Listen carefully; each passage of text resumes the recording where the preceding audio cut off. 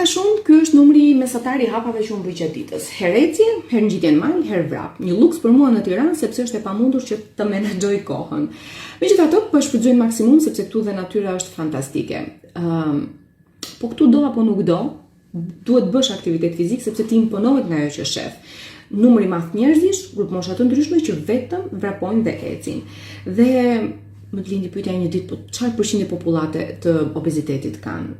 Dhe kur u futa pak në HU dhe në OECD Health Data, vura re që ishte 11 deri në 12%, ndërkohë që në Shqipëri është 22-24. Dhe çuditërisht ti thua me vetë, çfarë bëjnë ndryshe këta? Sigurisht që bëjnë sepse kanë një balancë të jashtëzakonshme ndërmjet strukturës, edukimit dhe politikave shëndetësore. Pra, së pari këta e organizojnë javën, qoftë me planifikim ushqimor, me aktivitetet me familjen apo gjithçka. Ndërkohë, në marketet e tyre patjetër ti mund të shohësh çdo lloj produkti nga secili vend i botës, ama një zviceran kur nuk merr një produkt jashtë sezonit dhe jashtë vendit. Tjetra, kanë një edukim të jashtëzakonshëm në shkolla dhe në kopshte me lëndë të posaçme, aktivitete apo të ftuar specialist.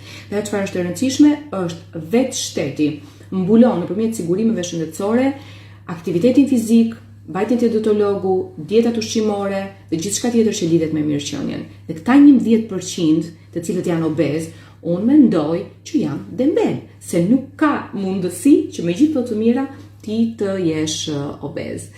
Kështu miq, Zvicra kjo.